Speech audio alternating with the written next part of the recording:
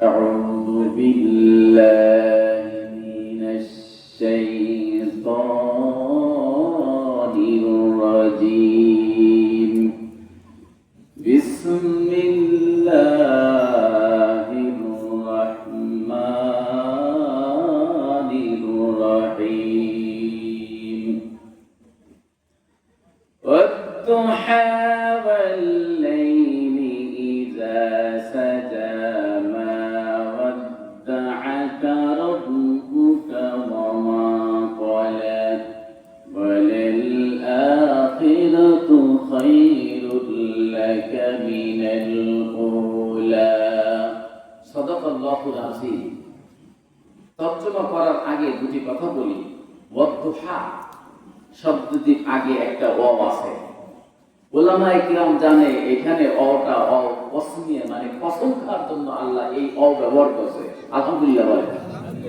আল্লাহ হচ্ছেন সৃষ্টিকর্তা, রাসূল হচ্ছেন মাখলুক, আর আল্লাহ হচ্ছেন খালিক।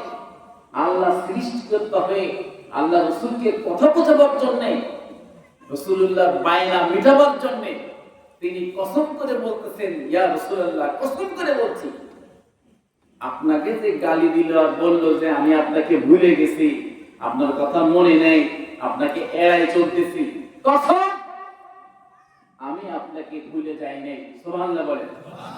বলছে দ্বিপ্রহরের কসম করে বলছি, ইয়া রাসূলুল্লাহ অদ্দুহা সূর্যের আলো যখন সকাল পেরিয়ে একটু উপরে উঠে একেবারে আলো ঝলসায় দেয়, ছড়ায় দেয়, এই জায়গাটাকে আরবিতে দোহা বলে।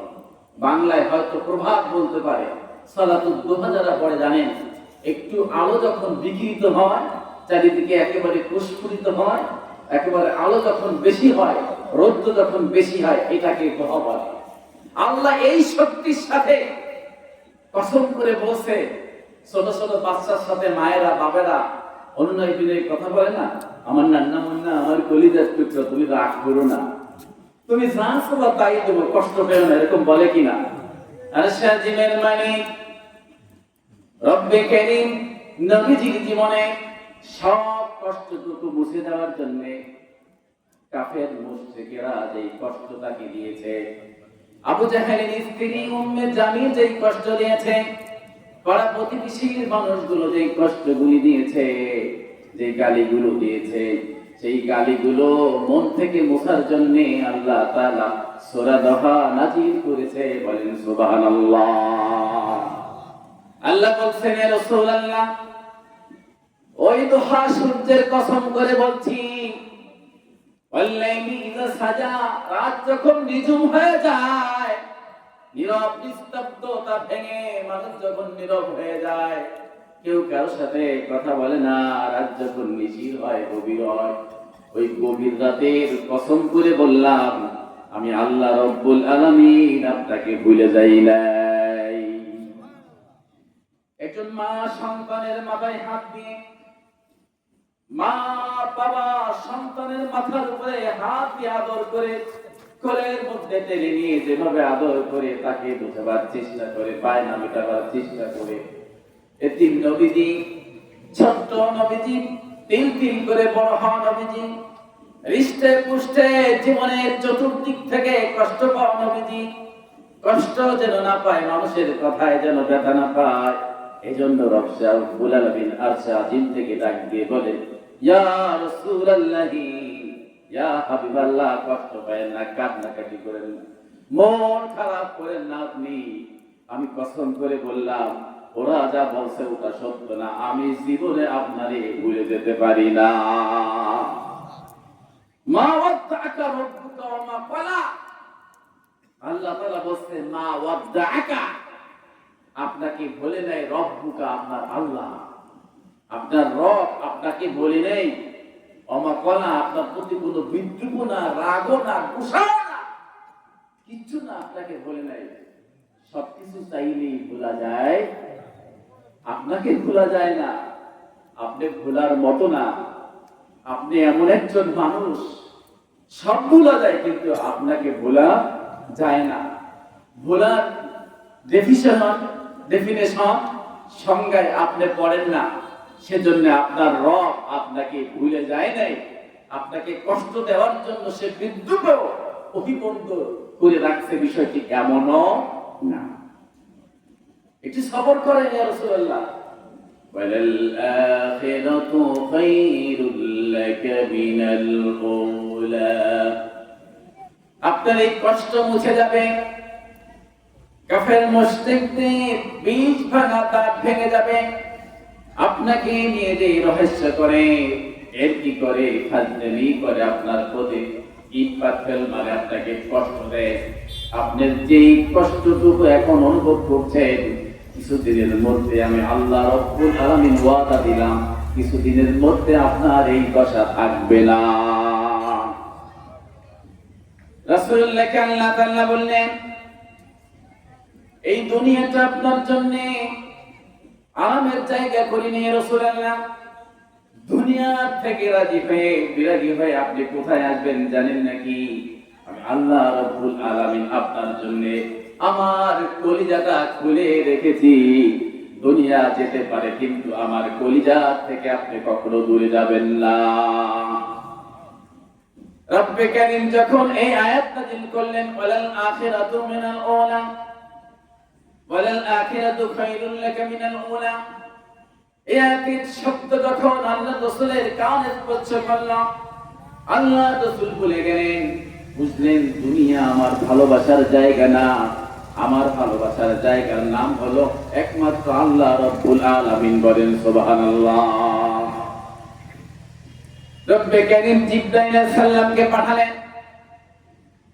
জিবরাইল আলাইহিস সালামকে পাঠিয়ে সাথে সাথে আজরাইল আলাইহিস সালামকেও পাঠিয়ে দিয়ে নবীজির কাছে এসে সালাম দিল, ইয়া রাসূলুল্লাহ, ইয়া হাবিবাল্লাহ, আপনি দুনিয়ায় যদি থাকতে চান, দুনিয়ার মহব্বত, মায়া, মমতা, প্রেম, মহব্বত, ভালোবাসা, চাকচিক্য যদি পছন্দ করেন, আল্লাহ বলেছে আপনি যতদিন চাইবেন ততদিন দুনিয়ায় থাকতে পারবেন। আর যদি আপনি সেটি পছন্দ না করেন, যে না আপনি দুনিয়ায় থাকবেন না, তাহলে আমি আপনার জন্য অপেক্ষায় আছি। আপনি কখন আসবেন, আপনার সাথে আমার দিদার হবে। সুবহানাল্লাহ বলেন। আল্লাহ তাআলা জিবরাইল আলাইহিস সালামকে পাঠিয়ে দেওয়ার পরে যখন এই কথা বললেন, রাসূলুল্লাহ বললেন যে না, আমি দুনিয়ায় চাই না, আমি আল্লাহ তাআলার সাথে দিদার করা পছন্দ করছি। আজরাইল, তুমি আমার জান কবজ করো, আমি আল্লাহর দিকে রওনা দিচ্ছি। সুবহানাল্লাহ বলেন। হযরত আব্দুল্লাহ ইবনে মাসউদ রাদিয়াল্লাহু তাআলা আনহু বলেন, রাসূলুল্লাহ এক স্বাভাবিক জীবন যাপন করতেন, একদম নরমালি, একদম সাধারণ মানুষ যেভাবে জীবন যাপন করে তার থেকে বেশি কষ্টের জীবন যাপন করতেন তিনি। আব্দুল্লাহ ইবনে মাসউদ রাদিয়াল্লাহু তাআলা আনহু তিনি বলেন, আমি প্রায় আল্লাহর রাসূলের কাছে যেতাম, আমি গিয়ে দেখতাম আল্লাহর রাসূলের নূরে শরীরটা চাটাইয়ের দাগে সব জায়গায় ভরে গেছে, তিনি আরামে ঘুমাতে পারেন না। চাটাইয়ের উপরে শুইতে শুইতে, খেজুর পাতার উপরে তিনি শুইতে শুইতে শরীরটার উপরে দাগ হয়ে গেছে। আমি আব্দুল্লাহ ইবনে মাসউদ নিজের হাতে আল্লাহ রাসূলের শরীর মুবারক এরকম মুছে দিচ্ছিলাম, আর আল্লাহ রাসূলকে আমি বলছিলাম, ইয়া রাসূলুল্লাহ, যদি আপনি বলেন তাহলে চাটাইটা একটু ডবল ভাঁজ করে দিয়ে তারপর আপনাকে আরামের ব্যবস্থা করি। আল্লাহ রাসূল আব্দুল্লাহ ইবনে মাসউদকে বললেন, আব্দুল্লাহ ইবনে মাসউদ, দুনিয়ায় আমি আরাম করতে আসি নাই। আমার উদাহরণ হলো ওই পথিক আর গাছের মতন। একটা গাছের নিচে যদি পথিক সেখানে রেস্ট নেয়, কিছু সময় বিশ্রাম নেওয়ার পরে যখন আবার চলে যায়, থাকতে পারে না। আমি এরকম মুহাম্মদুর রাসূলুল্লাহ দুনিয়ায় থাকতে আসি নাই, কিছু সময়ের জন্য এখানে আমি বেড়াতে আসছিলাম। हकीकत से तो दुनिया बेखबर है, दुनिया की नुमाइश पर नजर है। नुमी गोयम के आज दुनिया जुदाबाद, बाहर कारे के बाशी बाखुदाबाद। अल्लाह नबी নিজে দুনিয়াকে ভালোবাসেন না, আমার ভাইরা। এই আয়াত যখন নাযিল হলো, ওয়ালাল আখিরাতু খায়রুল লাকা মিনাল উলা, আল্লাহ রাসূল তখন দুনিয়া বেগাবি হয়ে গেলেন। আর সাহাবায়ে কেরামদের সবাইকে ডেকে বললেন, তোমরা দুনিয়ার প্রতি আসক্ত হও না। আমি আল্লাহ রাসূল যেমন দুনিয়াকে ভালো না বাসি, তোমরা সবাই দুনিয়ার উপরে মুসাফিরের মতো হয়ে দুনিয়ার জীবন যাপন করবেন, বলেন আলহামদুলিল্লাহ। আল্লাহ রাসূল বললেন, কুন ফিদ দুনিয়া কান্নাকা গরীবা ওয়া আবির সাবিলা, কামা ক্বালা আলাইহি সালাতু ওয়াস সালাম। আল্লাহ রাসূল বললেন, সাহাবারা, আল্লাহ তাআলা আমাকে বলেছেন দুনিয়া যদি পছন্দ করি থাকতে দিয়েছেন, আমি দুনিয়া পছন্দ করি নাই, তোমরাও দুনিয়া পছন্দ করো না। দুনিয়া আরামের জায়গা না, থাকার জায়গা না, এখান থেকে আমাদের চলে যেতে হবে।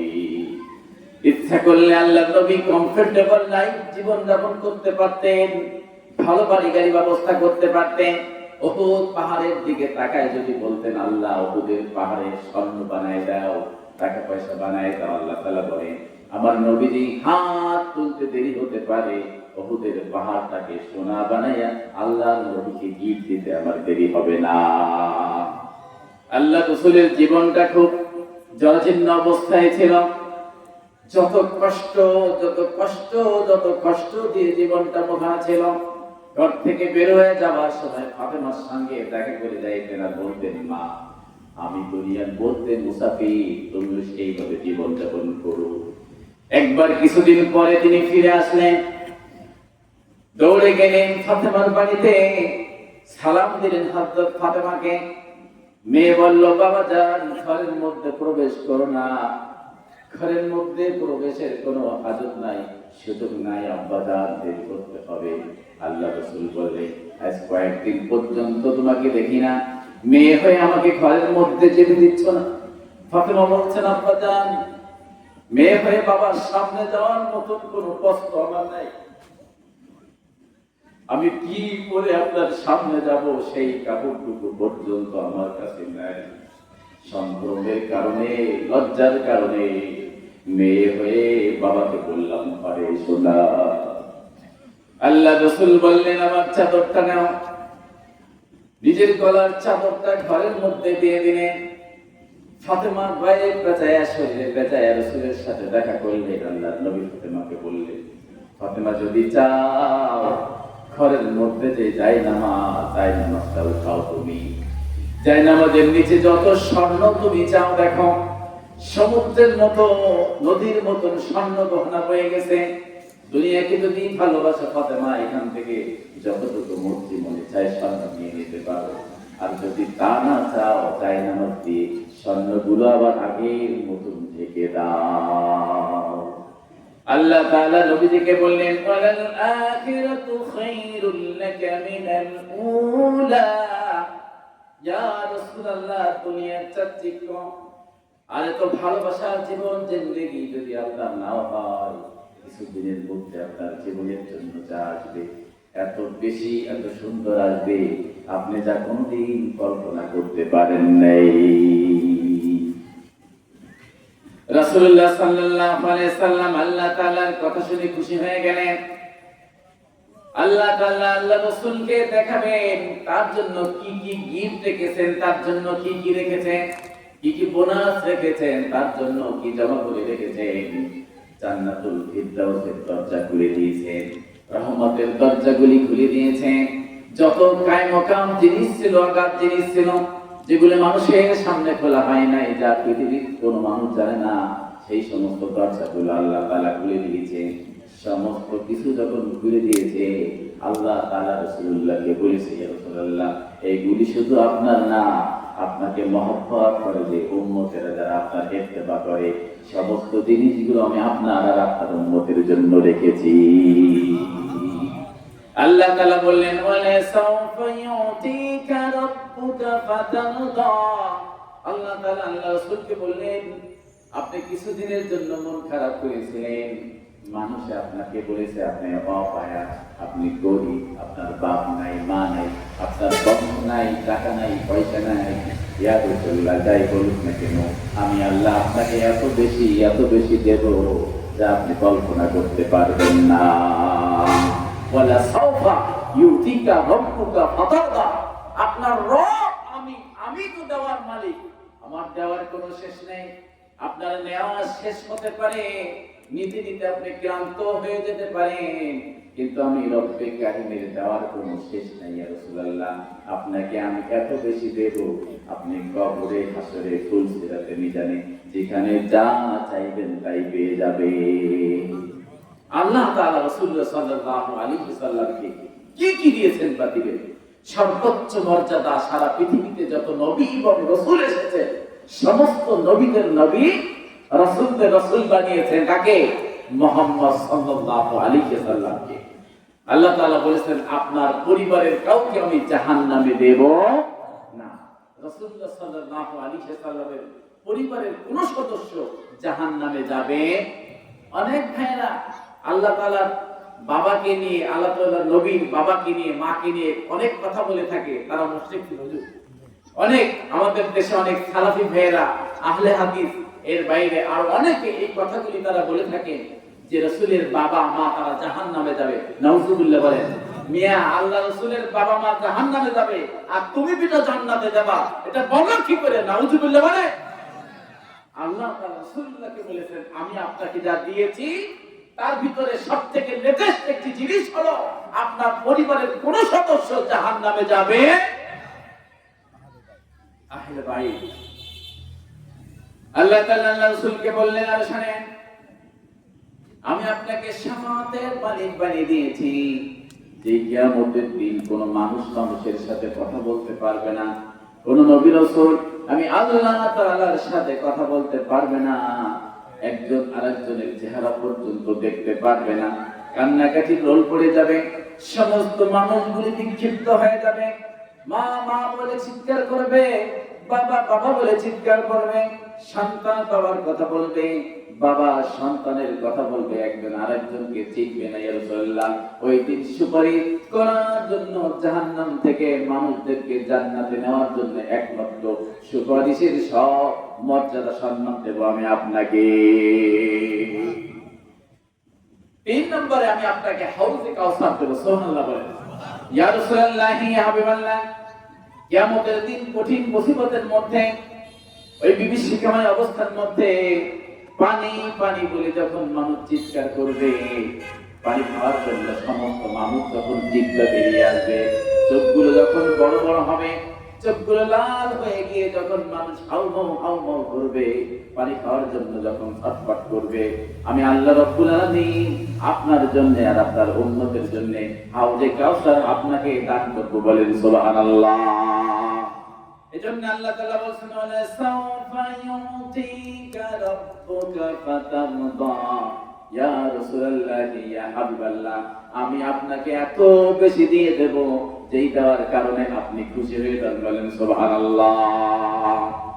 এরপর আল্লাহ তাআলা আল্লাহ রাসূলের কাছে জান্নাতের চাবি মুবারক দিয়ে দেবে। সুবহানাল্লাহ বলেন। আর জোরে বলেন সুবহানাল্লাহ। নারে তাকবীর। আল্লাহ বলবেন ইয়া রাসূলুল্লাহ, হাবিবাল্লাহ, জান্নাতে যাওয়ার জন্য যেই দিন ফেরেশতারা তো দূরের কথা, কোন নবী রাসূল পর্যন্ত আমার সাথে সাহস পাবে না কথা বলতে, চিৎকার দেবে, লাফ মারবে, চির মরে যেতে চাইবে, জীবন শেষ হয়ে যাবে, জিহ্বাগুলো ছড়ে পায়ের নিচ পর্যন্ত চলে আসবে। রাসূলুল্লাহ, ওই দিন জান্নাতে যাওয়ার জন্য যেই চাবি, সেই চাবি পৃথিবীর কোন নবী রাসূলের কাছে না দিয়ে আমি আল্লাহ তাআলা আপনার হাতে তুলে দেব। বলেন সুবহানাল্লাহ। 5 নম্বর হলো মাকামে ইকরাম, মাকামে মাহমুদ। ইয়া রাসূলুল্লাহ, ইয়া হাবিবাল্লাহ, যেটার জন্য পৃথিবীর সমস্ত নবী রাসূল হয় না, কারো আমি না দিয়ে মাকামে মাহমুদ আপনাকে যখন দান করব, আপনি সিজদায় পড়ে যাবে, সিজদায় পড়ে গিয়ে আপনি যখন সেখান থেকে মাথা উঠাবে, আর আমি রব্বে কারিম কে যখন হাত তুলে বলবে আল্লাহ গো মাকামে মাহমুদ দিয়ে আমি কি করব, আমার উম্মতটা কোথায় আছে? কিয়ামতের দিন ওই বিভীষিকাময় অবস্থার মধ্যে আমার ভাইরা, পর্দার মায়েরা গো বোনেরা, মাকামে মাহমুদের মধ্যে সিজদায় পড়ে আল্লাহ তাআলার নবী তখন আল্লাহ তাআলাকে বলবেন ইয়া রাসূলুল্লাহ, ইয়া হাবিবাল্লাহ, মাকামে মাহমুদ দিয়ে কি হবে? আমার একটা উম্মত যদি জাহান্নামে যায়, সারা জীবনের কষ্ট বরবাদ হয়ে যাবে। আল্লাহ তাআলা রাসূল বলবেন আমি উম্মতের মুক্তি চাই, ও আল্লাহ আমি উম্মতের মুক্তি চাই।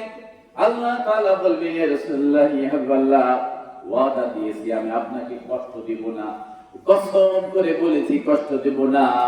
আজকে কিয়ামতের ময়দানে আপনি যা চাইবেন, যা বলবেন, যত উম্মতের কথা বলবেন জান্নাতে দিতে, আমি একটা উম্মতেরকেও বলবো না আপনি জাহান্নামে দিয়ে দেন।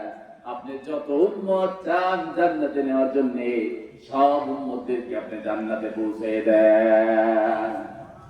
এজন্য আমার হেদালিয়ার ভাইরা, আশেপাশের বহু জায়গা থেকে যারা আসছেন, আল্লাহ রাসূলের সাথে যদি না থাকি, আল্লাহ রাসূলের ইত্তেবা যদি না করি, সুন্নাত যদি জীবনে না থাকে, তার প্রতি যদি দরদ না থাকে, কোরআনের উপর যদি মহব্বত না থাকে, নামাজের উপরে যদি মহব্বত না থাকে, কিয়ামতের দিন জান্নাতের চাবি নিয়ে যেদিন রাসূলুল্লাহ রওনা দিবেন, জান্নাত যেদিন খুলবে, বলেন তো আমার ভাইয়া, রাসূলের সাথে যদি মহব্বত না থাকে সেই দিন আল্লাহর নবী আমাদেরকে জান্নাত করে জান্নাতে দেবে নাকি? আল্লাহ রাব্বুল আলামিনকে বলবে আপনার যত উম্মত আছে আপনি সুপারিশ করে জান্নাতে দিয়ে দেন। এবার আল্লাহ তাআলা বলছেন, ইয়া রাসূলুল্লাহ, ইয়া হাবিবাল্লাহ, শুনেন, আপনি একদম ছোট্ট ছিলেন, আপনি মৃত্যুর জন্ম পৃথিবীতে আসার আগে কিন্তু আপনার বাপ ছিল না, কিছুদিন পরে আপনার মা মারা গেছে, আপনার চাচা মারা গেছে, দাদা মারা গেছে, আপনাকে দেখার মতন কোন মানুষ মক্কার জমিনে ছিল না। আলাম ইয়াজিদিকা ইয়াতীমান ফাআওয়া, আমি আপনাকে সেখানে এতিম হিসেবে পাইছিলাম। আপনি একজন এতিম সন্তান ছিলেন ইয়া রাসূলুল্লাহ। এই পৃথিবীতে যত সন্তান আছে, সন্তান ভূমিষ্ঠ হওয়ার পরে বাবা তারে কোলে নেয়, কোলে নিয়ে বাবার মুখটা সন্তানের সাথে মিশিয়ে দিয়ে ছোট্ট একটা চুমা দেয় রাসূলুল্লাহ। আর সে আজিমের মালিক আল্লাহর নবীকে বলছে, আপনি যখন এতিম ছিলেন আমি আপনাকে তিলে তিলে হাতে হাতে করে লালন পালন করেছি, বলেন সুবহানাল্লাহ। আপনার বাবা আপনাকে চুমু দেওয়ার সুযোগ পায় নাই, আপনি পৃথিবীতে আসার আগে আপনার বাবা পৃথিবী থেকে চলে গেছেন। হাঁটি হাঁটি পা পা করে ছোট্ট বেলায় যখন আপনি হাঁটা শিখলেন, কথা বলা শিখলেন, বাবার কবরটা যখন জিয়ারত করতে গেছে, আমি রব্বে কারীম আসমানের মালিক ওই পথে আপনার মাকে নিয়ে আপনার চিরদিনের জন্য এতিম বানাই দিয়েছি, বলেন সুবহানাল্লাহ। তাফসীর থেকে বলছি আমার ভাইয়ের, আল্লাহ বলছেন, আলাম ইয়াজিদিকা ইয়াতীমান ফাআওয়া, ইয়া রাসূলুল্লাহ আপনি কি এতিম ছিলেন না? আপনি এতিম ছিলেন, আর আপনার লালন পালনের ভার আমি আল্লাহ তাআলা নিয়েছি। আমার ভাইয়েরা, রব্বে কারীম বলছেন, আপনি ছোট্ট ছিলেন, আপনি একেবারে ছোট ছিলেন, নাবালক ছিলেন, মায়ের ভালোবাসা, বাবার ভালোবাসা, আপনি যখন দাদা মধুর মুত্তালিব আপনাকে করে করে যখন বিদায় দিয়ে দেয়, দুধ পান করাবার জন্য হালিমার কাছে দিয়ে দেয়, আপনার মা কেঁদেছে, দরদর করে চোখের পানিগুলো পড়েছে। আমি আজিম থেকে দেখেছি, ইয়া রাসূলুল্লাহ, ইয়া রাসূলুল্লাহ, ছোট ছেলে আল্লাহ রাসূলকে দিয়ে দিলেন দাদা আব্দুল মুত্তালিব, মা হালিমাতুস সাদিয়া। আল্লাহ বলছেন, আলাম ইয়াজিদকা ইয়াতীমান ফাআওয়া, আপনি তো এতিম ছিলেন, কিন্তু আমি আপনাকে কারোর হাতে ছেড়ে দেইনি, সুবহানাল্লাহ বলেন। ইয়া রাসূলুল্লাহ আপনি এতিম ছিলেন, কিন্তু পৃথিবীর কোন মানুষের হাতে আপনাকে আমি ছেড়ে দেই নাই, আমার কুদরত আপনার সাথে সাথে ছিল, আর সে আজিম থেকে কুরসি থেকে আপনার সাথে সাথে আমি চলতাম। আপনি কোন জায়গায় ভুল করেন নাকি, কষ্ট পান নাকি, ব্যথা পান নাকি, আমি আল্লাহ রাব্বুল আলামিন কুদরতে আপনার সাথে সাথে চলতাম, সুবহানাল্লাহ বলেন। আল্লাহ তাআলার কি মহিমা, রাসূল করিম সাল্লাল্লাহু আলাইহি সাল্লামকে বলতেন, আপনি এতিম ছিলেন না, আপনি তো এতিম ছিলেন, সেই এতিমটাকে কিন্তু আমি শেষ করে দেইনি, আপনাকে আমি নিজের কুদরতি হাতে তিল তিল করে বড় বানিয়েছি, লালন পালন করেছি, কোন কাফের মুশরিকের হাতে আপনাকে আমি ছেড়ে দেই, আপনাকে ছাড়া যায় না। আপনি এমন একজন বাদশা, এমন একজন বান্দা, এমন একজন হাবিব, পৃথিবীর সব ছেড়ে দেওয়া যায়, আপনাকে ছেড়ে দেওয়া যায় না। যত কষ্ট আপনাকে আমি দিয়েছি, পরীক্ষা করেছি, যত্ন দিয়েছি, যতবার আপনার প্রতি পরীক্ষা নিয়েছি, ইয়া রাসূলুল্লাহ প্রত্যেকটি পরীক্ষায় আপনি উত্তীর্ণ হয়ে গেছেন, বলেন সুবহানাল্লাহ।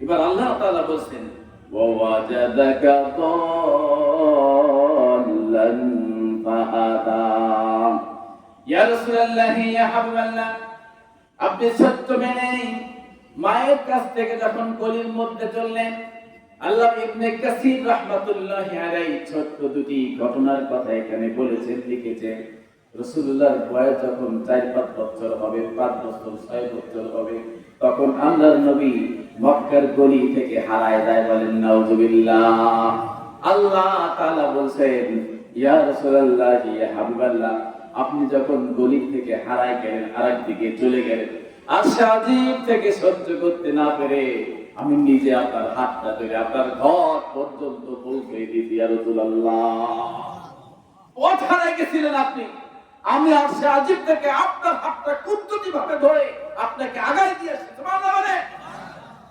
আপনি যেন তেন কোনো নবী নেই আপনি যেন তেন আরো 10টা সন্তানের মতন কোন সন্তান নন 20 জন মায়ের সন্তানের মতন সন্তান নন যাকে এরকম করে দেখভাল করা যায় আর সাজিব থেকে যখন দেখেছি আমি জিবরাইলকে না পাঠিয়ে দিতে আল্লাহ গিয়ে আপনার কাছে হাজির হয়ে গেছি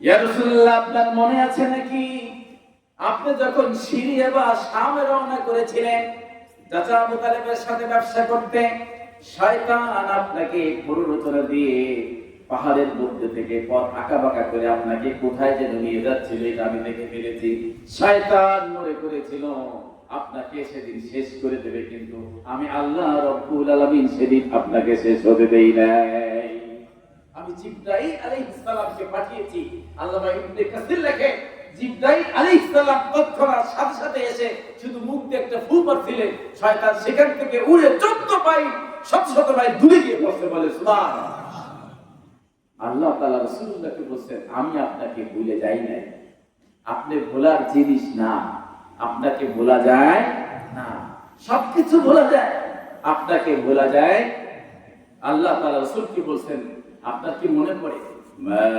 কুনতা তাদরি মাল কিতাবু ওয়ালাল ঈমান ইয়া রাসূলুল্লাহ ইয়া হাবিবাল্লাহ ইয়া মুহাম্মদ আপনি ছোট থাকতে যখন বড় হলেন কিতাব কি জিনিস আপনি এটা জানতেন না ঈমান কি জিনিস এটা আপনি জানতেন না আমি আল্লাহ রাব্বুল আলামিন নিজের হাতে করে আপনাকে জানিয়েছি কিতাব কি জিনিস বলেন সুবহানাল্লাহ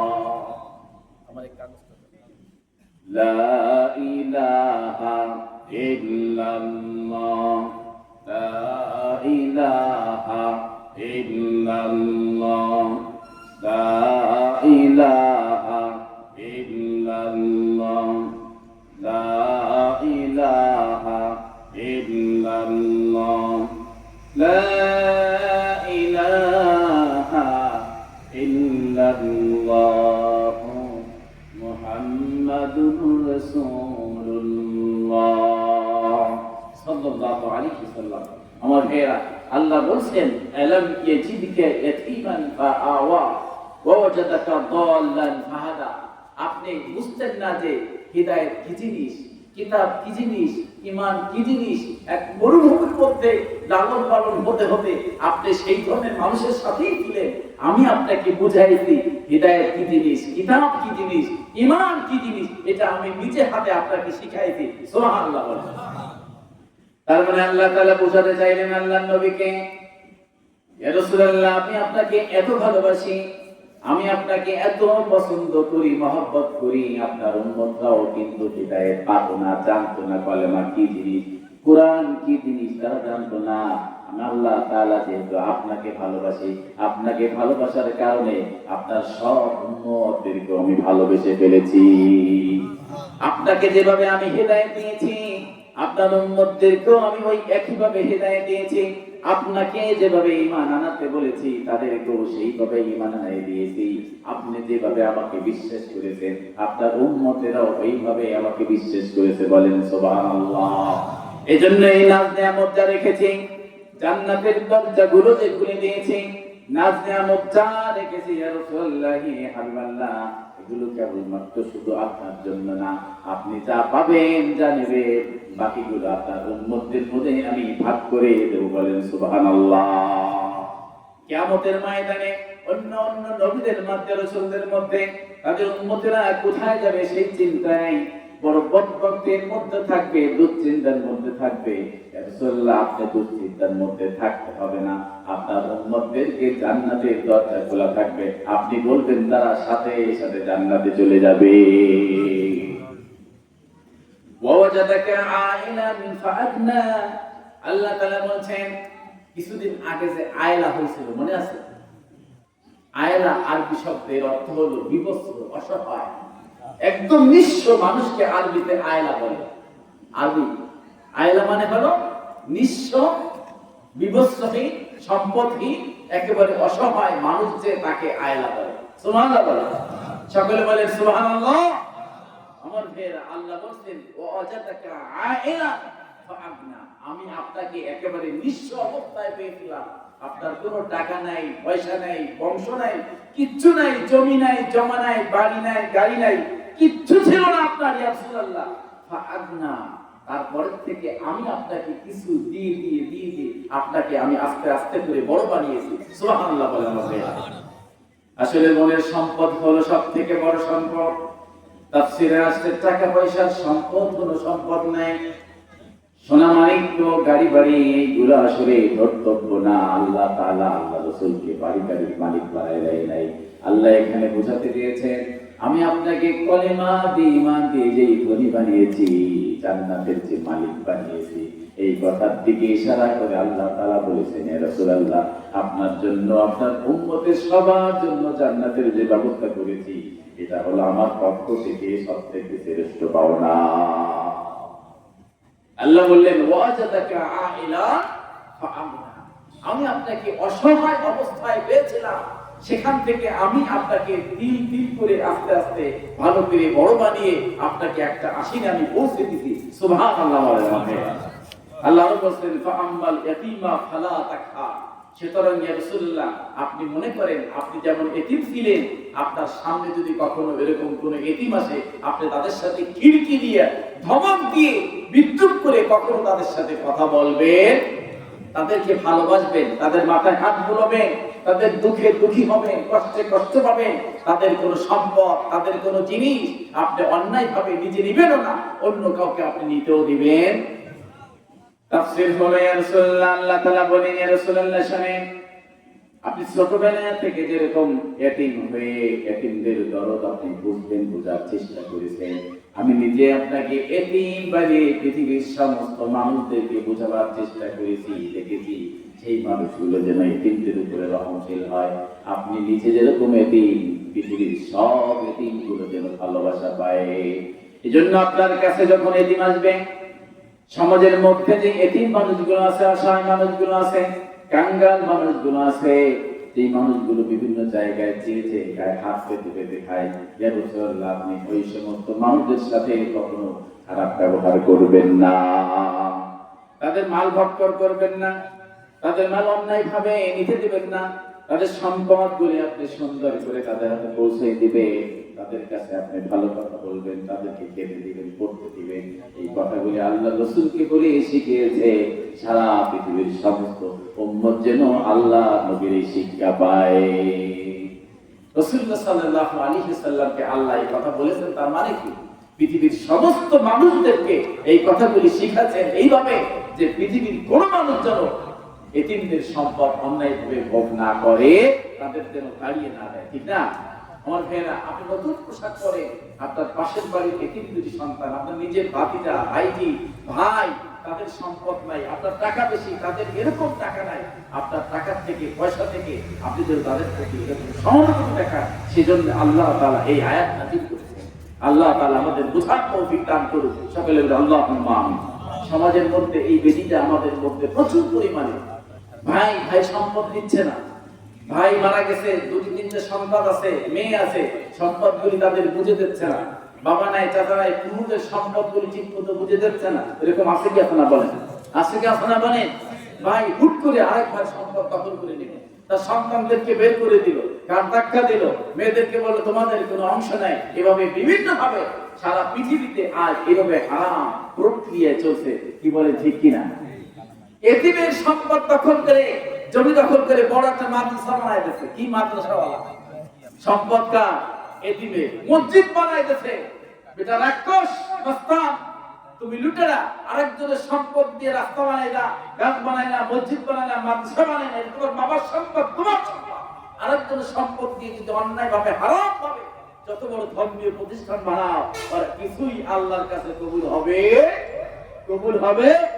আমার ভাইয়েরা, এই জিনিসগুলো আমাদের মনে রাখতে হবে। আল্লাহ তাআলা এই আয়াত নাযিল করে বলছেন, ইয়া রাসূলুল্লাহ ফাআম্মাল ইয়াতীমা ফালা তাকহা, সুতরাং আপনার কাছে যদি কোনো এতিম আছে আপনি তাদের সাথে খারাপ ব্যবহার করবেন। ভাইয়েরা আমার, যে কোনো একজন বাচ্চার বাবা যদি মারা যায়, এই যে কয়েকদিন আগে বাচ্চা পানির মধ্যে ডুবে গেল, একটি মেয়ের বাবা পাশের পাশে দাঁড়িয়ে চোখের পানিগুলো ফেলছে, কিভাবে দেখেছে সন্তানের মায়া, সন্তানের মায়ের বাবা মায়ের চোখের যেই পানি, কলিজার যেই কান্না, এটা কোনোদিন শেষ হয় না। একটা এতিম সন্তান যখন সমাজে থাকে, এই মানুষটাকে অনেক মানুষ পছন্দ করে না। দেখবে যে কোনো জিনিস দোকানের পাশে গিয়ে দাঁড়ালে সেখান থেকে তাদের দূর করে সরিয়ে দেয়। তাদের সম্পদ থাকলেও তাদেরকে ঠিক মতো দিতে দেয় না। সে যদি টাকা দিয়েও কিনে খায়, অনেক মানুষ আমরা আসিস এতিমদেরকে প্রচুর ঘৃণা করি, তাদেরকে অপছন্দ করি। আসলে বাপ যার নাই পৃথিবীর মধ্যে, আসলে তার কেউ নেই, বলেন ঠিক কিনা? বাপ মা যে কি জিনিস, এটা মরে গেলে সন্তানেরা বুঝতে পারে। আর সন্তান যেরকম বাবাও জানে, সন্তান যখন কষ্টে পড়ে, কোনো সমস্যায় পড়ে, তখন বাবা মার যে কলিজায় কি টান ধরে, কেমন লাগে, এটা বাবা মা ঠিক পায়। কি বলে ঠিক না ভাই? কি বলে ঠিক কিনা? সন্তান যেমন বাবা মার কলিজার টুকরা, বাবা মা ওরকম সন্তানের কলিজার টুকরা। এই জন্য আমার ভাইয়েরা, ছোট্ট বাচ্চাদেরকে, এতিমদেরকে কখনো ভৎসনা দিবেন না। আপনারা ছোটবেলা থেকে শুনেছেন, আল্লাহর নবী যখন ঈদগাহে যাচ্ছিলেন, ছোট বাচ্চাদের এতিমদেরকে দেখে বাসায় এনে কোলে করে গোসল করায় হযরত খাদিজাকে দিয়ে, হযরত আয়েশা সিদ্দিকাকে দিয়ে সুন্দর করে তারপরে আবার তাদেরকে পরিপাটি করিয়েছেন। আপনারা শুনছেন কিনা বলেন আমার ভাইয়েরা? এভাবে সারা জীবনের যে জায়গাগুলোতে ছোট্ট ছোট্ট এই ঘটনাগুলো আছে, আমরা যে যেখানে আছি সামাজিক ভাবে তাদেরকে সহযোগিতার চেষ্টা করব। আমরা সকলে বলি ইনশাআল্লাহ, সকলে বলি ইনশাআল্লাহ। আমার ভাইয়েরা, আল্লাহ তাআলা বলছেন, ওয়াজাদাকা আইলান ফাআগনা ফাআম্মাল ইয়াতীমা ফালা তাকহার ওয়া আম্মাস সাইলা ফালা তানহার ওয়া আম্মা বিনি'মাতি রাব্বিকা ফাহাদ্দিস। রব্বে কারীম বললেন, ইয়া রাসূলুল্লাহ, একজন এতিম মানুষ যখন আপনার কাছে চলে যায়, পৃথিবীর কোন মানুষের কাছে যখন এতিম চলে যায়, তার মাথায় যদি হাত বুলায় দেয়, তার মাথায় যে হাতটা দেয়, ওই হাতটা আপনার না, ওই হাতটা মানুষের না, ওই হাতটা আমি আল্লাহ রাব্বুল আলামিনের কুদরতি হাত। বলেন সুবহানাল্লাহ। এতিমের মাথায় হাত বুলায় দিয়ে আদর করে, যত্ন করে কাছে ডেকে নিয়ে যদি 1 মিনিট ভাত কেউ দেন, দোকানের মধ্যে নিয়ে যদি একটা পেপসি কিনে দেন, 2টা রুটি কিনে দেন, কলা কিনে দেন, আল্লাহ বলেন আমার আরশ কুরসি পর্যন্ত খুশি হয়ে যায়। قال رسول الله صلى الله عليه وسلم ان كافل اليتيم এতিমদের লালন পালন, ওয়ানা ফিল জান্নাতে, জান্নাতের মধ্যে এতিমদের লালন পালনকারী, আর আমি এইভাবে থাকবো। এই কথা বলে আল্লাহ রাসূল হাতের আঙ্গুলের মধ্যে আঙ্গুলগুলো দিয়ে বলেন, এতিমদের মাথায় যারা হাত বুলায় দেয়, ভালোবাসে, কিয়ামতের দিন জান্নাতে তারা আমার সাথে থাকবে। ভাইরা আমার, এই পৃথিবীতে এতিমদের পাশে যারা দাঁড়িয়ে যায়, অসহায় গরিব মিসকিনদের পাশে যারা দাঁড়িয়ে যায়, এই মানুষগুলোর মতন অসহায় মানুষ পৃথিবীতে নাই। আপনার মনে করেন বাবা আছে, মা আছে, ছোট্ট বাচ্চা, একটা ছোট্ট বাচ্চা যদি বাবা মা না থাকে, এই পৃথিবীর তারা শুধু লাঠি জুতো খায়, এখান থেকে সেখানে বঞ্চিত হয়। বলেন ঠিক কিনা?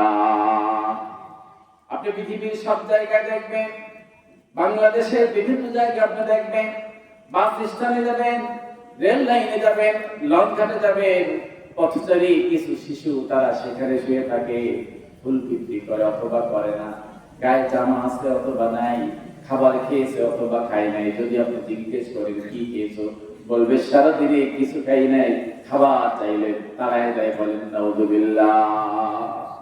এরকম একটা শিশুকে কাছে নিয়ে, এরকম একটা শিশুকে যদি গোসল করায় কাপড় চোপড় কিনে দিয়ে খাওয়াইয়া যদি ছেড়ে দেয়, আল্লাহ তাআলা নবী বলে এই ব্যক্তির জন্য আল্লাহ তাআলার কাছে জান্নাত ওয়াজিব হয়ে যায়। বলেন সুবহানাল্লাহ।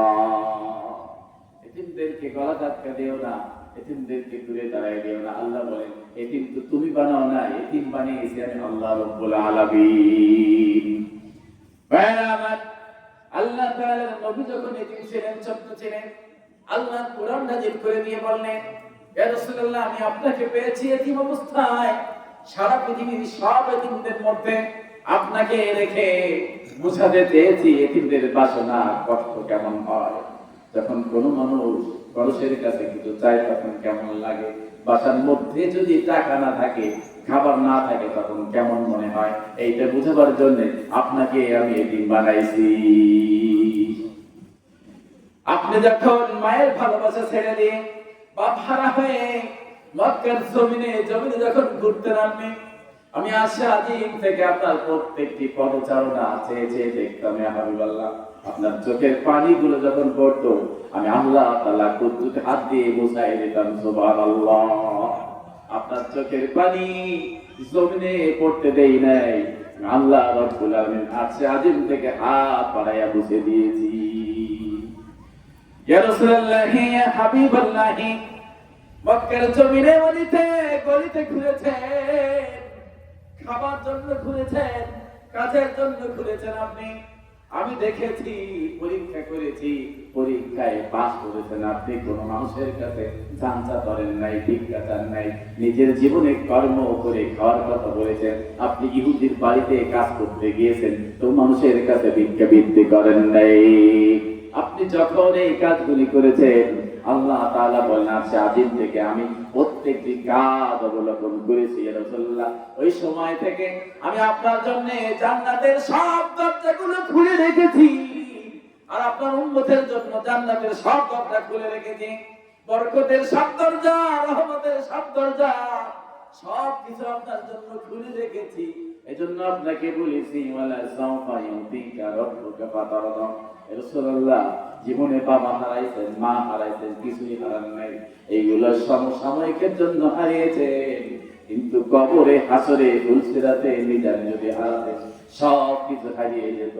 বরং মা বাপ হারাবার বিনিময়ে যদি কিয়ামতে উম্মতের জন্য জান্নাতের সব দরজাগুলি খোলা থাকে, যদি ইয়া রাসূলুল্লাহ আওদে কাউসার যদি থাকে, মাকামে মাহমুদ যদি থাকে, জান্নাতের চাবিটা যদি আপনার কাছে থাকে, বলেন তো রাসূলুল্লাহ দুনিয়ার না পাওয়ার চেয়ে এইগুলি পাওয়া অনেক ভালো। বলেন ঠিক কি না?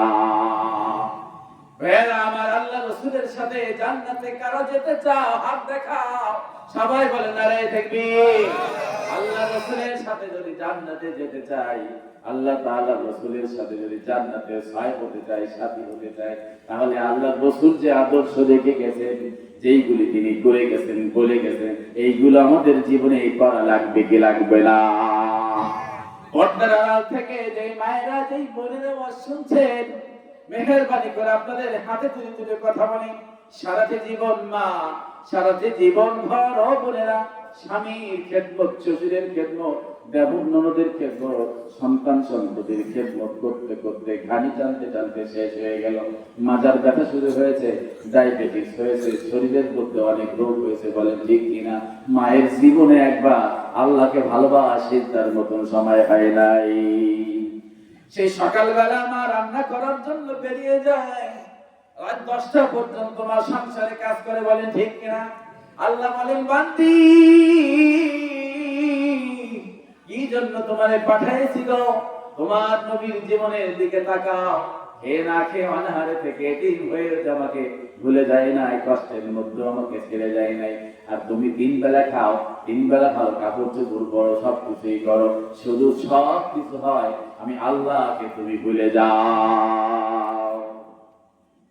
এই জন্য আমার ভাইয়েরা, আল্লাহ রাসূলের জীবনের সাথে জীবন যদি মিলিয়ে দেই, আল্লাহ রাসূলের জীবনের মতন যদি জীবন করতে পারি, বিভিন্ন অষ্টপাশে ঘাত প্রতিঘাতে কষ্ট করে আমরাও যদি তার মতন হয়, একটু আমল করে যেতে পারি, তাহলে এই অযথা থাকার জীবনে, এইখান থেকে চলে যাওয়া এই জীবন যাই হোক না কেন, কবরে, হাসরে, ফুলসিরাতে আল্লাহর দেখা পেয়ে যাও। বলেন ঠিক কিনা? এখানে একটু কষ্ট আপনাদের হবে, মুমিন যারা তাদের জন্য পৃথিবী জেলখানা, ঠিক না? কি বলেন? এই জন্য এখান থেকে রাসূলুল্লাহ তিনি জাহিদ ছিলেন, দুনিয়া বিরাগী ছিলেন, চরম ভাবে দুনিয়ার প্রতি কোনো আসক্ত ছিল না। কোনো পয়সা, টাকা পয়সা তিনি দুনিয়ার মধ্যে রেখে যেতেন।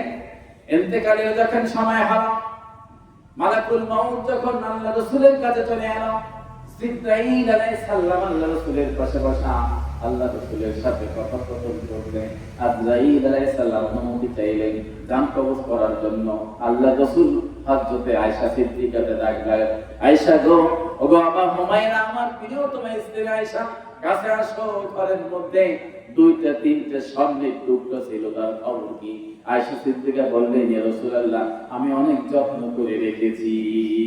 আয়েশা সিদ্দিকা বুঝতে পারেন নাই আল্লাহ রাসূল কি বলবে, মনে করছে মনে হয় বলবে ভালো করেছো, কিন্তু আল্লাহ রাসূল এই কথা না বলে উল্টো কথা বললেন, আয়েশা গো, আল্লাহ রাসূল পৃথিবী থেকে চলে যায়, আল্লাহর কাছে চলে যাচ্ছে। এই সময় তার ঘরের মধ্যে যদি স্বর্ণ থাকে, তার মানে হলো আল্লাহর উপর কোনো ভরসা আমার নাই। আল্লাহ যদি জিজ্ঞেস করে, আয়েশা আমাকে যদি জিজ্ঞেস করে, আমাকে যদি প্রশ্ন করে, আমাকে যদি বলে, ইয়া রাসূলুল্লাহ, আমার কলিজার টুকরা, আপনি ঘরের মধ্যে তিনটা চারটা স্বর্ণের টুকরো কেন রেখে আসলেন? আমি কি আয়েশারে খাওয়াইয়া পরাইয়া বাসায় রাখতে পারতাম না? তখন আমি কি জবাব দেব রে আয়েশা? আল্লাহ রাসূল বললেন, আয়েশা, তাড়াতাড়ি তাড়াতাড়ি তাড়াতাড়ি এই তিনটা চারটা পাঁচটা স্বর্ণের টুকরো যা আছে দিয়ে দাও, সদকা করো। আল্লাহ রাসূলের ঘরের মধ্যে স্বর্ণ আছে, এই অবস্থায় আল্লাহর সাথে আমার দ্বিধার হতে পারে না। ফের আমার দুনিয়ার উপরে আসক্ত হয়ে, দুনিয়ার মধ্যে মজা বাজে, দুনিয়ার উপরে ভালোবাসা দিয়ে, শয়তানের সন্তানের মহব্বতে পড়ে, স্ত্রীর মহব্বতে পড়ে, হারাম ইনকাম করে, সুদের ভিতরে টাকা লাগাইয়া, সুদের মধ্যে ঘুষের মধ্যে টাকা লাগাইয়া আমরা অনেক জীবন যাপন করতেছি, কি করতেছি না বলেন? এই দুনিয়ার মধ্যে দুই একটা দিন ভালো থাকার জন্য, একটু আরাম আয়েশের জন্য কাজগুলি আমরা করছি। আহারে, মনকে বুঝাই বলেন, মন একদিন, দুই দিন, তিন দিন, চার দিন, পাঁচ দিন হোক, এখান থেকে চলে যেতে হবে, থাকা যাবে না। ওহি হাম সব মুসাফির হ্যায়, ওহি আখের ঠিকানা, কোই আগে রওয়ানা হ্যায়, কোই পিছে রওয়ানা। বাবা কান্দার পরে স্বামী স্ত্রী একসাথে কান্দে। বাবা মরে যাওয়ার পর মেয়ে কান্দে, সন্তান কান্দে, স্ত্রী কান্দে। আহারে, আমার কি হবে? ওই মানুষ আর ফিরে আসে না, আর ফিরে আসবে না। ওই যে বাসের ভিতরে 15-20 জন মানুষ মারা গেল, সাদা কাপড় পরে জলাফের মধ্যে শোয়া রাখলো, বলেন তোমার ফের আর জীবনে কোনোদিন ফিরে আসবে নাকি? ছোট্ট বাচ্চাটাকে মা মা মা বাসের মধ্যে থেকে নিজে না বেঁচে ছোট্ট বাচ্চাটাকে জানালার মধ্যে দিয়ে বের করে দিয়ে মা নিজে আত্মহত্যা দিয়েছে। সন্তানের জন্য যে কষ্ট ব্যথা, মা বাবা সারা জীবন সন্তানের জন্য যে ইনকাম করে আমরা হারাম করলাম না, হালাল করলাম, কিছুই দেখি না। দুনিয়ার মোহে পড়ে, মায়ায় পড়ে, দুনিয়ার মধ্যে থেকে শুধু চাই চাই, খাই খাই করতে করতে জীবনটা বরবাদ হয়ে গেল, চলে গেল। জীবনে কোনোদিন নিজের আমল নামার খবর নিলাম না। মায়েদেরকে যে কথা বলতেছিলাম, প্রিয় মা, ও বন্ধু, জীবন শেষ হয়ে আসলো, এখন যদি মরে যাও, সাদা কাপড় দিয়ে কবরে রেখে আসবে, স্বামী তোমার খবর নেবে না, আর একটা বিয়ে করবে, সন্তান মায়ের খবর নেবে না, ভালো থাকবে, বলবে মা গেছে, ভালো হয়েছে। বুড়ি বেঁচে থাকলে জ্ঞান করতো, প্যানল করতো, বেশি কথা বলতো, দুনিয়া থেকে চলে গেছে, ভালো আছে, এরকম বলে কি বলে না বলেন? এই জন্য আপনি শুধু আপনার নিজের একা, আর পৃথিবীর কেউ আপনার না। আল মালু ওয়াল বানুন জিনাতুন হায়াতুদ দুনিয়া, আল্লাহ তাআলা বলেন, মাল সম্পদ আর সম্পদ, সন্তান সন্ততি, এটা দুনিয়ার চাকচিক্য জিনিস। যে কয়দিন আপনি আছেন ওরাও আছে, যে কয়দিন আপনি নাই ওরাও নাই। আমি একবার পিরিজপুরের থেকে একটা অটোওয়ালার অটোতে উঠলাম, তার চোখে পানি।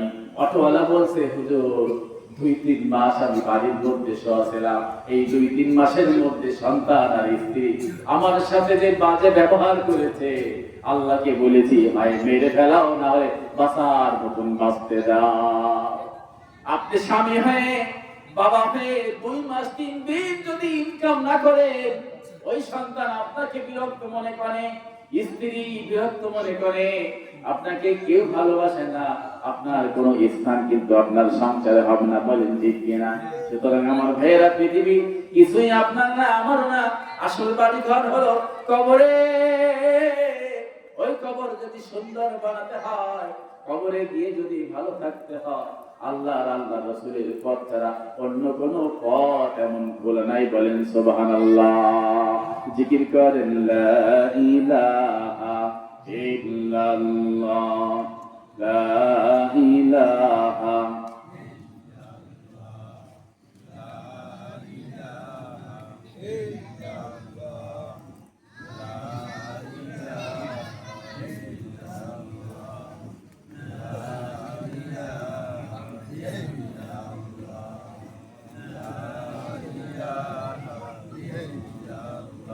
لا إله إلا الله محمد رسول الله صلى الله عليه وسلم।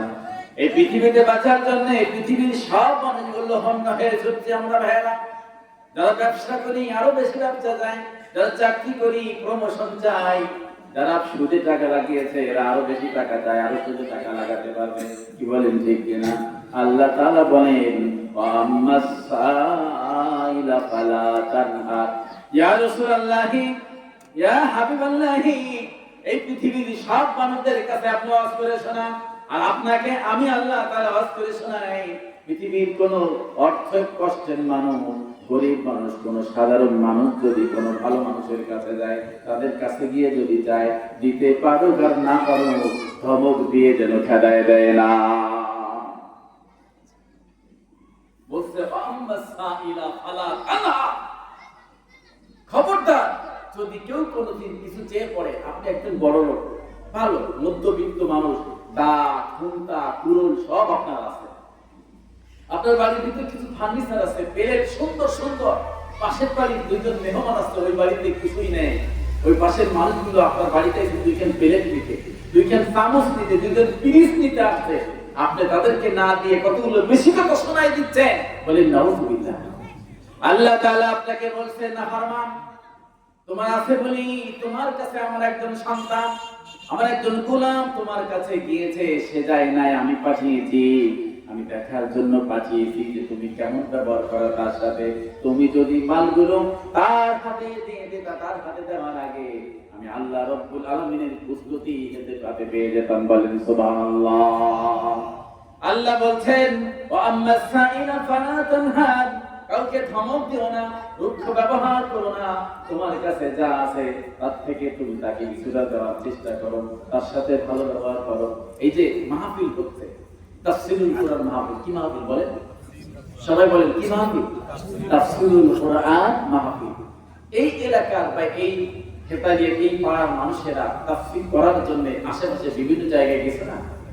কত মানুষের বাড়ি বাড়ি গেছে না? চাইল্ড কালেকশন করতে গেছে, দোকান কালেকশন করতে গেছে, বিভিন্ন মনে করেন হাত কালেকশন করতে গেছে, বাস কালেকশন করছে, অটো কালেকশন করছে, বিভিন্ন জায়গায় বিভিন্ন ভাবে কিন্তু তারা কালেকশন করার চেষ্টা করছে না? কিছু মানুষ এদেরকে সাদরে গ্রহণ করেছে, মন ভরে দিল থেকে তারা 5 টাকা পারুক, 100 টাকা পারুক, 5000 পারুক, 2000 পারুক, তারা এটা মন থেকে দিয়েছে। আর কিছু মানুষ ঘৃণা ভরে 5 টাকার একটা নোট দিয়ে, 10 টাকার একটা নোট দিয়ে বলে দাও, নিয়ে দাও, ইনকাম নাই, দেওয়ার মতো নাই, দেবো কোত্থেকে? এরকম আছে কি আছে না বলে? আছে কি আছে না বলে? আল্লাহ রাসূল বলেছেন, তুমি যদি দিতে নাও পারো, মুখটা মলিন করো না। আল্লাহ তাআলা বলেছেন, তুমি যদি দিতে নাও পারো, মুখটা মলিন করো না। আম্মাস সাইলা ফালা তানহার, যদি তোমার কাছে কেউ চেয়ে বসে, তাকে তুমি ধমক দিয়ে হাত ধরে কেটে ধরে খেদাই দিও না। দেখেন প্রসঙ্গবশত মাশাআল্লাহ আমাদের চেয়ারম্যান মহোদয় পাশে বসা আছে, একজন মানুষ ওনার কাছে যেতেই পারে, কিন্তু উনি কি সবাইকে দেওয়ার মতন অর্থ থাকে? কথা বলেন, সব সময় থাকে? ওনার সবথেকে ভালো ব্যবহারটা তাকে দিয়ে উনি বিদায় করবে। আল্লাহ তাআলা এটাই বলছে, ইয়া রাসূলুল্লাহ, ইয়া হাবিবাল্লাহ, ওয়া আম্মাস সাইলা ফালা তানহা, আপনার কাছে যদি কখনো কোনো মানুষ কিছু চাওয়ার জন্য আসে, আপনি তাদেরকে ধমক দিয়ে তাড়ায় দিন না, তাদের সাথে খারাপ ব্যবহার করেন না। এজন্য আমার ভাইয়েরা, রাসূল সাল্লাল্লাহু আলাইহি ওয়াসাল্লামের জীবনে যত মানুষ তার কাছে এসেছে কোনোদিন বলে নাই তোমাকে দেওয়া যাবে না, দিতে পারবো না, যদি না থাকে তাহলে বলেছে এখন দিতে পারলাম না, পরে এসো ইনশাআল্লাহ দিয়ে দেব। এজন্য সুন্নতি সিস্টেম হারাম। কোন এমপি মহোদয়ের কাছে, কোন মন্ত্রীর কাছে, এলাকার সব থেকে বড় মানুষের কাছে যদি কোনো গরিব ব্যক্তি যায়, যদি দেওয়ার মতো উপযুক্ত কিছু না থাকে, তাহলে মাথায় হাত তুলে সুন্নতি সিস্টেমে তাকে বলবে আমার কাছে নগদ কিছুই নাই দেওয়ার মতো, ইনশাআল্লাহ আল্লাহ তৌফিক দিলে অন্য সময় তুমি আসবা। আল্লাহ তাআলা রাসূলকে এই শিক্ষা দিয়েছেন, এ রাসূলুল্লাহ গরিব আপনি বানান নাই, আর বড় লোক আপনি নিজে হতে পারেন নাই। বড় লোক বানাবার মালিক আমি, গরিব বানাবার মালিক আমি। বড় সাইল যদি আপনার কাছে যায়, এটা সে চায় নাই, আমি আল্লাহ দেখতে চেয়েছি আপনি বড় লোক হয়ে তার সাথে কেমন ব্যবহার করে। এজন্য ভাইরা আমার, অন্তরটাকে নরম করে, কলিজাটাকে নরম করে, মুখের ভাষাটা সুন্দর করে সবার সাথে ভালো ব্যবহার করবেন। গরিব মানুষ আপনার কাছে আসতে আপনার অর্থ নিয়ে যাওয়ার জন্য না, আপনার বাড়ি গাড়ি লুটে নেবে না, সামান্য একটা ছোট্ট ভদ্রতা দিয়ে তাকে বিদায় দিয়ে দেন। আল্লাহ বলেন যদি ভালো ব্যবহার করো, জান্নাত তোমার জন্য অপেক্ষা করছে। সামনের আয়াতে আল্লাহ তাআলা বলছেন ওয়া আম্মা বিনি'মাতি রাব্বিকা ফাহাদ্দিস। ইয়া রাসূলুল্লাহ, আমি আপনার জীবনে যত নিয়ামত দিয়েছি, এই নিয়ামতের কথা একদিকে আপনি আল্লাহর প্রশংসা করেন, আর অন্য মানুষদেরকে বলে জানাই দেন যে আমার আল্লাহ আমাকে এই নিয়ামত দিয়েছে। তাফসীর দিয়ে একটা তাফসীর করার আগে কিছু কথা বলি আপনাদের সাথে। কিছু মানুষ দেখবেন তার টাকা পয়সা আছে, কিন্তু মুখখান এমন কালো করে থাকে, মনে হয় 14 গোষ্ঠী মরে সাফ হয়ে গেছে। কথা বুঝাতে পারছেন না? বুঝেন না? আবার বলবো, অর্থ সম্পদ আছে, সবকিছু আছে, দোকানপাট, টাকা পয়সা সবকিছু আছে, কিন্তু ওর কাছে কেউ চাইতে যায় নাকি, ও আগে থেকে ব্যাগ ধরে বসে থাকে, মুখখান এমন করে যেন ঠাটা পড়ে ওর সব মারা গেছে। বুঝাতে পারছেন না? পারেন নাই? এবারে বলেন নাই? এটা হলো লানত মার্কা, মালউন। এই ব্যক্তি হচ্ছে মালউন মাগদুব। বুঝুন, ঠিক আছে? সব মালউন মাগদুব। আল্লাহ তাআলা তোমাকে সম্পদ দিয়েছেন। একবার মদিনা শরীফে, মদিনা ইউনিভার্সিটির একজন শিক্ষক, উনি ডক্টর সাইফুল্লাহ মানসুর, আপনারা এনটিভিতে তাকে দেখে থাকেন, ওনার বাসায় আমার দাওয়া। আমার শ্বশুর আমার কথা বলছে যে মাওলানা রুহুল আমিন ভালো পোশাক পরে। কি বলছে? আমার শ্বশুর আমার কথা বলতেছে যে মাওলানা রুহুল আমিন ভালো পোশাক পরে। আল্লাহ তাআলার এই বান্দায় আলেম, তিনি টাচ করে আল্লাহ কোরআনের এই আয়াতটা বললেন ফাআম্মা বিনি'মাতি রাব্বিকা ফাহাদ্দিস। বলল শেখ, আল্লাহ তাকে দিয়েছে, সে গরিবের ভেতরে, ভিক্ষা ভেতরে থাকবে কেন? সে পোশাক পরে বোঝাবে যে আমার রব আমাকে পরার মতো তৌফিক দিয়েছে। সুবহানাল্লাহ বলেন। আমাদের কিছু মানুষেরা দেখবেন সমাজের মধ্যে এমন ভাব ধরবে, তার মনে হয় কিছুই নাই, কিছুই দেওয়ার মতো নাই। গাছের মধ্যে দেখবেন 500 টাকার 20টা নোট আছে, 1000 টাকার 30টা নোট আছে।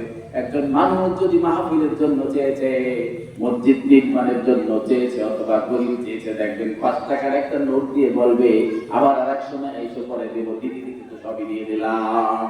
নাউযুবিল্লাহ বলে। আমার ভাইয়েরা, আল্লাহ তাআলা বলেন লা ইন শাকারতুম লাযীদান্নাকুম ওয়া লা ইন কাফারতুম ইন্না আযাবি লাশাদীদ। সম্পদ দেওয়ার মালিক, নেওয়ার মালিক বলেন কে? রব্বে কারীম বলেন এই সম্পদ তুমি বানাতে পারো নাই।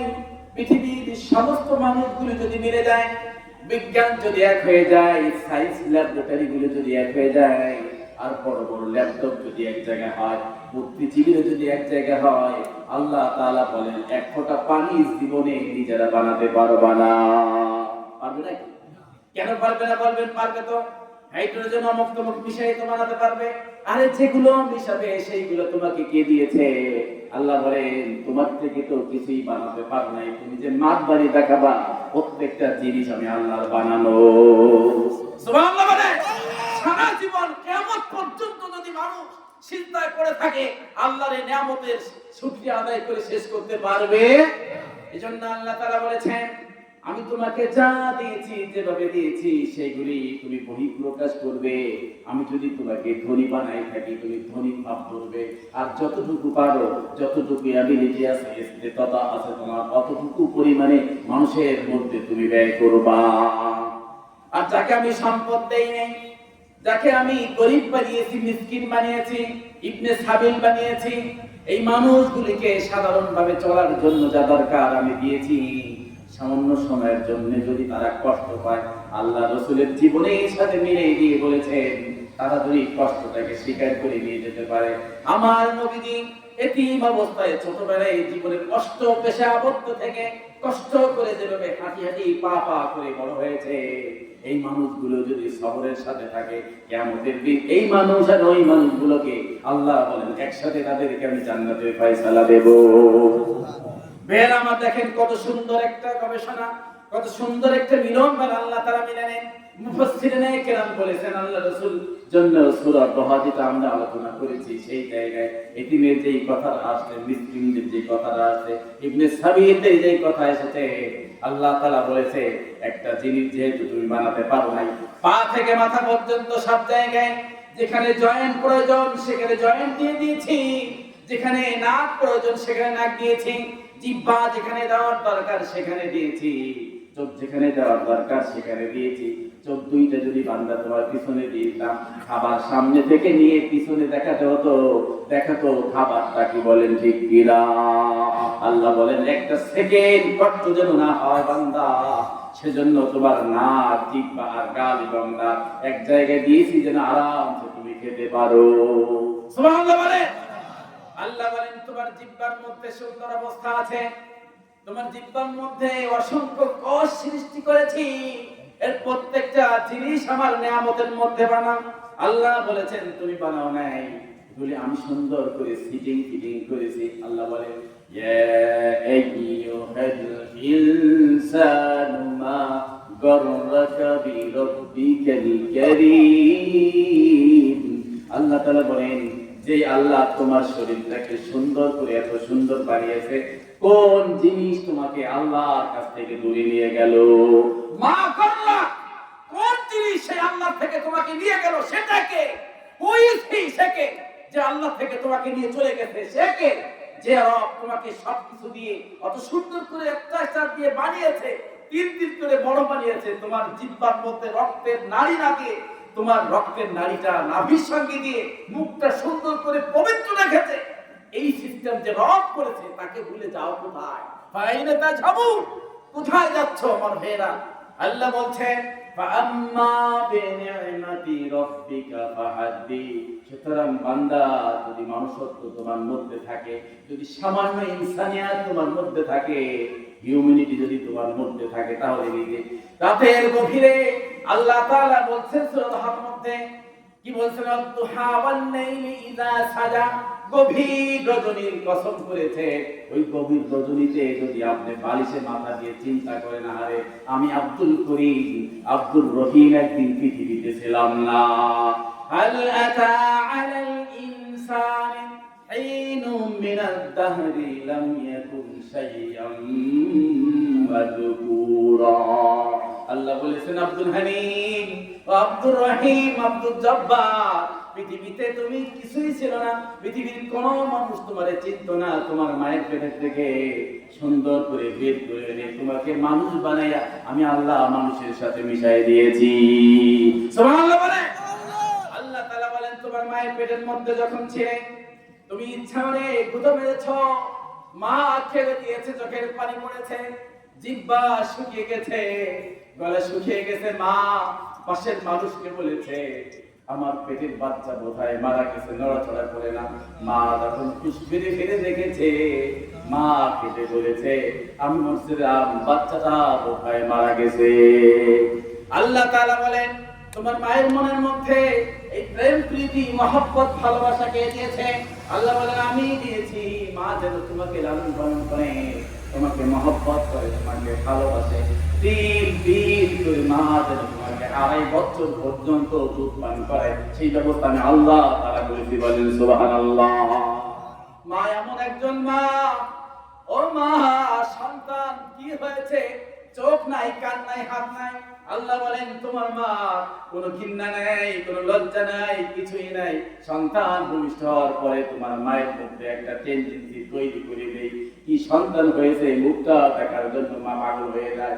যদি চোখ একটা না থাকে, হাতও যদি না থাকে, বাচ্চাটাকে দেখে আল্লাহ বলেন মা তার ডেলিভারির সব কষ্ট 10 মাস 10 মাসের সমস্ত কষ্টগুলি মা মন থেকে মুছে দেয়। বলেন সুবহানাল্লাহ।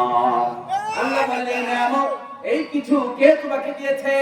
আরে তুমি মুখ দিয়ে ঠান্ডা খাও, গরম খাও, মিষ্টি খাও, তিতা খাও, যা কিছু খাও, কে তোমাকে এটা আস্বাদন করার শক্তি দিয়েছে? আল্লাহ বলেন আমি দিয়েছি, কিন্তু বিনিময়ে তোমার কাছে কিছুই চাই নাই। শুধু চেয়েছি তুমি আল্লাহকে আল্লাহ বলে মানবে, আর মাঝে মধ্যে স্বীকার করে বলবে লিল্লাহি রাব্বিল আলামিন। মাঝে মধ্যে তুমি শুধু শুকরিয়া আদায় করে বলবে আলহামদুলিল্লাহ আল্লাহ তুমি আমাকে এটা দিয়েছো, এগুলো আমার না। এগুলি কথা বলতে এগুলি কি আমার না, তুমি দয়া করে মেহেরবানি করে আমাকে দিয়েছো বলেই তো এটা আমার হয়েছে। আল্লাহ বলেন ফাআম্মা বিনিআমাতি রাব্বিকা ফাহাদ্দিস। আমার ভাইরা আমরা 15 মিনিট কথা বলবো, 11:30 কথা শেষ করে ইনশাআল্লাহ আমরা তাড়াতাড়ি মুনাজাত করব। সকলে বলে ইনশাআল্লাহ। ইনশাআল্লাহ। ভাইরা আমার তাফসীর বুঝতে পারছেন? বোঝা যাচ্ছে? আলহামদুলিল্লাহ। আল্লাহ বলছেন তোমার জীবনের সমস্ত নিয়ামতের কথাগুলি তুমি একা প্রকাশ করো। এই প্রকাশ দুই ভাবে হয়। কয় ভাবে হয়? কয় ভাবে হয় বলে? দুই ভাবে হয়। এক হলো মানুষকে বলা, আরেকটা হলো আল্লাহকে বলা। সুবহানাল্লাহ বলেন। আল্লাহ বলেন তুমি যদি মানুষকে যখন বলো যে আমি আব্দুর রহিম, আমি বাদশা মেয়ে, আমি জুবায়ের মেয়ে, আমার অনেকগুলো বাসের বাড়ি আছে, গাছ আছে, আমার দোকান আছে, এতগুলো আছে, এগুলি যখন আপনি গল্প করে আল্লাহ রাব্বুল আলামিন বলেন, মুফাসসিরিন কিরাম লিখেছেন যে আল্লাহ রাব্বুল আলামিন আরশে আজিম থেকে ব্যক্তির মুখের দিকে তাকায় থাকে। আপনি যখন কথাগুলি বলেন আমার 10টা গরু অনেক সুন্দর, 2টা ট্রলার নিয়ে মাছ ধরতে যায়, আমার 2টা দোকান 3টা দোকান আল্লাহ দিয়েছে। কে দিয়েছে বলেন? বলেন কি দিয়েছে? আপনি যে এই কথাগুলি যখন বলেন রব্বে কারীম আসমানের মালিক তিনি বলেন সেখান থেকে আমি তাকায় তাকায় তোমাদের বলা দেখি। আলহামদুলিল্লাহ বলেন। কি এমন আতার, কি এমন আতর আমাদের লাগানো, কি এমন কাজ করেছি যে একজন রব যিনি আমার খালেক আর আমি হচ্ছি সামান্য রক্ত দিয়ে তৈরি একজন সাধারণ মানুষ না পা আমার কথা আর সাজিল থেকে স্বীকার করে। 2 নম্বর রব্বে কারীম বলেন এই মানুষটি যখন মানুষের সাথে কথা বলা শেষ হয়ে যায়, এরপরে যখন বলে রব্বুল আলামিন আমাকে এগুলি দিয়েছে আলহামদুলিল্লাহ, এটা দোয়া করো, এই মানুষটা যখন মাশাআল্লাহ বলে আল্লাহ তাআলা বলেন এই দুই ব্যক্তির জীবনের সব গুনাহ খাতা আল্লাহ মাফ করে দেয়। সুন্দর একটি বিষয় দেখেন, আল্লাহ দেশে নিয়ামত সেটা স্বীকার করলাম। আরেকটি জিনিস আমাদের এই দেশে না সারা পৃথিবীতে একটা জিনিস ছড়ানো আছে, রব। মনে করো আমাকে অনেক ভালোবাসে এই চেয়ারম্যান সাহেব আরিফ সাহেব, আমাদের প্রচন্ড ভালোবাসে, উনি কাজদানি মালজার মুফাসসির প্রচন্ড। আমি জীবনে কোনোদিন এটা মুখ থেকে বলি না নাফরমান। আল্লাহ বলে ওর একজন নেমখানা, ওর এত ভালোবাসে, ও কেন বলে না? এই বলাটাও আল্লাহ প্রশংসা। আলহামদুলিল্লাহ বলেন। করে বলেন সারা বিশ্বের বিখ্যাত তাফসীর ইবনে কাসীর, সেখান থেকে আপনাদেরকে শোনালাম। তাফসীরে বাজারি, সেখান থেকে শোনালাম। মুফাসসিরদের কেরাম বলে কোন বান্দা যখন বান্দার প্রশংসা করে যে আমাকে উনি এতটা করেছেন, আমাকে উনি জামা বানিয়ে দিয়েছেন, 5,000 টাকা হাতিয়ে দিয়েছেন, মাশাআল্লাহ অনেক সুন্দর ব্যবহার তার, আবার মাঝে মধ্যে সালাম দেখা করতে আসে, এই কথাগুলি যখন আমি বললাম আল্লাহ বলল ও ওর প্রশংসা করে নাই, ও আমার প্রশংসা করেছে। আলহামদুলিল্লাহ বলেন, জোরে বলেন আলহামদুলিল্লাহ। আমার ভাইরা এই কথাটুকু আমরা বলতে চাই, বরং উল্টাইয়া উনি কবে কোন ভুলটা করছিল আমি দিনভর ওইটাই গাইতে থাকি, আমি দিনভর ওইটাই বলি। একজন মানুষের দোষ গুণ থাকে কি থাকে না বলেন?